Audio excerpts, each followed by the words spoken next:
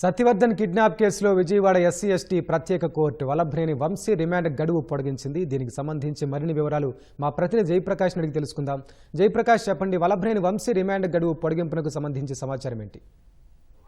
వెంకట్, ఈ రోజు వల్లభనేని వంశీ రిమాండ్ గడువు ముగియనుండటంతో కోర్టులో ఎస్సీ ఎస్టీ ప్రత్యేక కోర్టులో ఆయన హాజరుపరిచారు. ఈ నెల 22వ తేదీ వరకు రిమాండ్ ని పొడిగిస్తూ కోర్టు ఉత్తర్వులు జారీ చేసింది. సత్యవర్ధన్ కిడ్నాప్ కేసులో ప్రస్తుతం అరెస్ట్ అయ్యి ప్రస్తుతం విజయవాడ జిల్లా జైల్లో రిమాండ్ ఖైదీగా వంశీ ఉన్నారు. వంశీతో పాటు మరో నలుగురు నిందితులు అరెస్ట్ అయ్యి వాళ్ళు కూడా అదే జైల్లో రిమాండ్ ఖైదీలుగా ఉన్నారు. ఈ రోజు వాళ్లకు కూడా రిమాండ్ గడువు ముగియటంతో వాళ్ళని హాజరుపరచడం, వాళ్ళకి కూడా రిమాండ్ ని 22కి వరకు పొడిగించడం జరిగింది. ప్రస్తుతం ఈ కేసులో పూర్వపరాలు చూసుకున్నట్లయితే గతంలో టీడీపీ కార్యాలయం పైన దాడి కేసులో ఫిర్యాదు చేసినటువంటి సత్యవర్ధన్ ని కిడ్నాప్ చేయడం, ఆ తర్వాత సత్యవర్ధన్ సోదరుడు ఫిర్యాదు మేరకు వంశీతో పాటు మరో 4 నిందితుల్ని అరెస్ట్ చేయడం జరిగింది.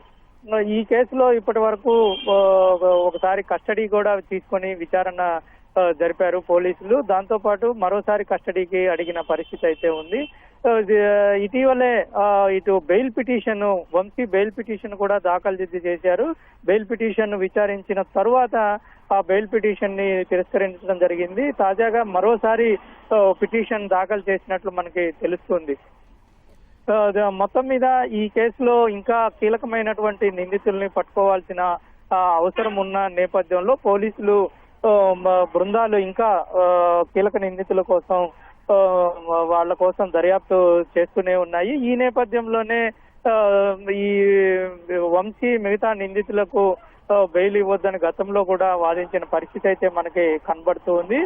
ప్రస్తుతం ఈ కేసులో ఈ రోజు రిమాండ్ గడువు ముగియనుండటంతో ఈ రోజు ఉదయం ఆయన్ను తీసుకువచ్చి కోర్టులో ప్రవేశపెట్టారు. విచారణ జరిపిన న్యాయస్థానం అందరికీ నిందితులుగా ఉండి ప్రస్తుతం ఖైదీలుగా ఉన్న వాళ్ళందరికీ 22వ తేదీ వరకు రిమాండ్ గడువు పొడిగిస్తూ ఉత్తర్వులు జారీ చేసింది. వెంకట్, ధన్యవాదాలు జయప్రకాష్.